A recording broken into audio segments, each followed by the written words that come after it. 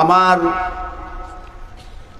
তদন্ত অনুপাতে আরো অনেক আগেই ধরা পড়েছিল এই কুখ্যাত সাদ এবং তার অনুসারী সাদিয়ানিরা ইহুদি খ্রিস্টানের দালাল। বহুদিন পরে ইদানিং গোয়েন্দা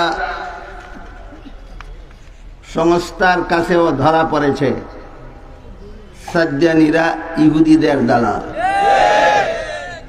আমি শুধু আপনাদের বলতে চাই আমার তদন্তে কিভাবে ধরা পড়েছিল আর গোয়েন্দা বিভাগের কাছে কিভাবে ধরা পড়েছে। আমার তদন্তে ধরা পড়েছিল এভাবে, খ্রিস্টানদের একটা জাতিগত বৈশিষ্ট্য আছে, সেটা হলো নবীগণকে গুনাহগার সাব্যস্ত করা। আপনাদের অনেকেরই জানা থাকতে পারে খ্রিস্টান মিশনারি বাংলাদেশ নামের একটা সংস্থা বাংলাদেশের স্বাধীনতার সূচনাকাল থেকেই বাংলাদেশে কাজ করে যাচ্ছে। এই সংস্থার লিখিত একটা বইয়ের নাম আছে কোরআনের আলোকে বেহেশতে যাওয়ার পথ। এই বইয়ে খ্রিস্টানেরা লিখেছে প্রথম নবী আদম প্রথম পাপিষ্ঠ ছিলেন, আর এই পাপিষ্ঠ আদমের বংশে যত নবী জন্মগ্রহণ করেছে সবগুলি নবী জন্মগত পাপিষ্ঠ। রেফারেন্স বুঝে থাকলে বলুন, নবীগণকে পাপিষ্ঠ সাব্যস্ত করা কোন গোষ্ঠীর জাতিগত স্বভাব? এই স্বভাবটা সাদ সাহেবের কাছে পাওয়া যায় কিনা? পরিষ্কার হয়ে গেল সে খ্রিস্টানদের দালাল। আমার তদন্তে এইভাবে ধরা পড়েছিল এরা যে ইহুদি খ্রিস্টানের দালাল। এরপর কোরআনের বিভিন্ন আয়াতে আল্লাহ বলেছেন ইহুদিরা নবীগণকে হত্যা করত।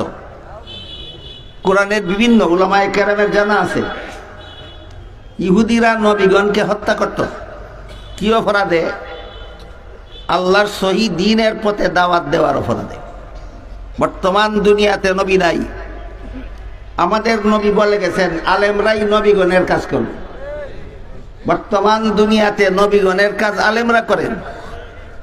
এই আলেমদেরকে 2018 সাল থেকে সাদ্দানীরা হত্যা করা শুরু করেছে। এটা জাতিগতভাবে ইহুদি গোষ্ঠীর স্বভাব। এইভাবে আমার কাছে আমার তদন্তে আরো আগেই ধরা পড়েছিল কুখ্যাত সাদ এবং তার অনুসারী সাদ্দানীরা ইহুদি খ্রিস্টানের দালাল। শেষ পর্যন্ত ইদানিং এসে বাংলাদেশের গোয়েন্দা বিভাগের কাছেও ধরা পড়েছে সাদ্দানীরা ইসরায়েলি ইহুদিদের দালাল। আমি বলি শুধু ইহুদিদের দালাল না, সাদ এবং সাদ্দানীরা খ্রিস্টানেরও দালাল ইহুদিরও দালাল। খ্রিস্টানের দালালি করে যাচ্ছে নবীগণকে পাপিষ্ঠ সাব্যস্ত করার মাধ্যমে, ইহুদিদের দালালি করে যাচ্ছে নায়েবে নবীগণকে হত্যা করার মাধ্যমে। আমাদের স্মরণ রাখতে হবে এই কুখ্যাত সাদ এবং তার অনুসারী সাদ্দানীরা খ্রিস্টানেরও দালাল ইহুদিরও দালাল। একথা আমার তদন্তে আরো অনেক আগে ধরা পড়েছিল, কিন্তু সরকারি কোনো তথ্য সংযোজিত ছিল না আমার তদন্তে। তাই হয়তো অনেকেই হয়তো আমার এই মন্তব্যে সন্দিহান ছিলেন। বর্তমানে বাংলাদেশের গোয়েন্দা বিভাগের তদন্তে ধরা পড়েছে এই সাদ্দানীরা ইসরায়েলি ইহুদিদের দালাল। এই তথ্য প্রকাশিত হয়েছে বিগত 19/12/24 তারিখের দৈনিক নয়া দিগন্ত।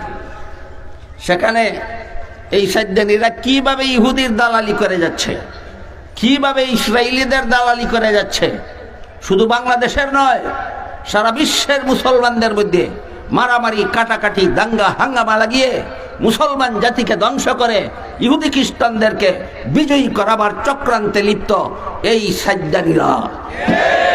বিবরণ বিস্তারিতভাবে আপনারা দেখে নেবেন বিগত 19/12/24 ইংরেজি তারিখের প্রকাশিত দৈনিক নয়া দিগন্তে বিস্তারিতভাবে এই গোয়েন্দা বিভাগের এই তথ্য আপনারা দেখে নেবেন।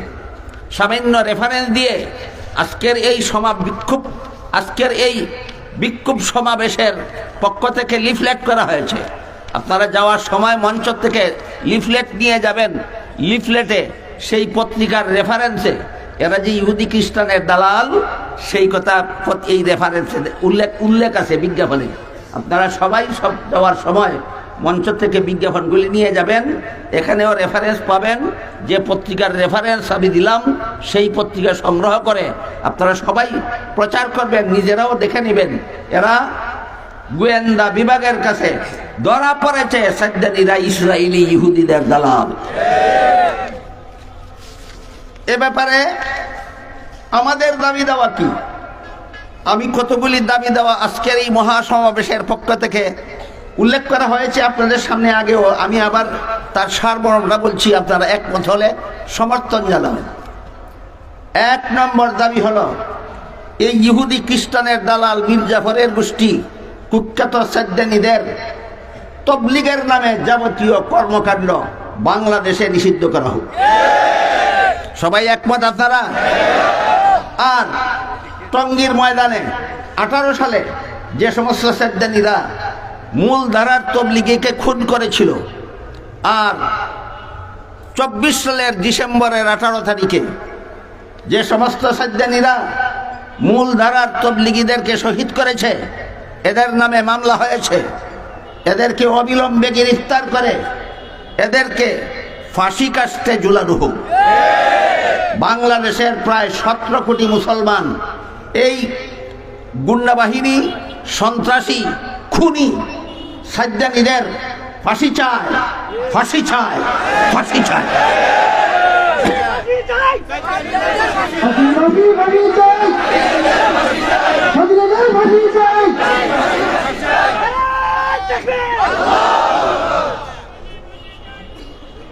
কাকরাইল মসজিদে এবং টঙ্গীর ময়দানে এবং জেলার দেশের বিভিন্ন মসজিদে, বিশেষ করে হবিগঞ্জ জেলার পুরো মসজিদে এই ইহুদি খ্রিস্টানদের দালাল, কুখ্যাত খুনি, সন্ত্রাসী, গুন্ডা বাহিনী সাদ্দানীদের প্রবেশ বন্ধ করা হোক।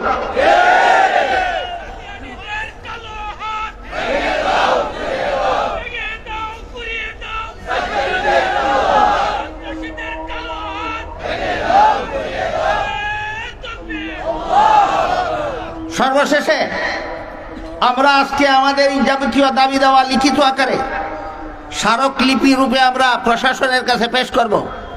বর্তমান অন্তর্বর্তীকালীন সরকার প্রধান বরাবরে আমরা স্মারকলিপি দেব। স্মারকলিপি দেওয়ার পর যদি কোনো প্রতিক্রিয়া আমরা পরিলক্ষিত না দেখি, আমাদের কাছে কোনো প্রতিক্রিয়া যদি আমরা দেখতে না পাই, তাহলে আন্দোলন আজকের থেকে শুরু নয়, আজকে শেষ নয়, আন্দোলন আজকের থেকে শুরু হবে। এ প্রসঙ্গে আমি হবিগঞ্জ জেলা মরকজের জিম্মাদার ভাইদেরকে বলতে চাই, আপনারা কিছুদিন পর পর জেলার শীর্ষস্থানীয় আলেমদেরকে মরকজে রাখবেন। আমরা আসবো, পরামর্শ করব এবং অবস্থা বিবেচনায় পরবর্তী কর্মসূচি ঘোষণা দেব। আপনাদের কাছে শুধু আবেদন, যখনই আমরা এই ব্যাপারে ডাকবো আপনারা আসবেন তো? এখন থেকে আমরা সর্বত্র এই দাবি দাওয়াগুলি প্রচার করতে দেখি, আর সব সময় বলতে দেখি এই গুন্ডা বাহিনী, খুনি, এই ইহুদি খ্রিস্টানের দালাল সাদ্দানীদের ফাঁসি চাই, ফাঁসি চাই, ফাঁসি চাই। আমি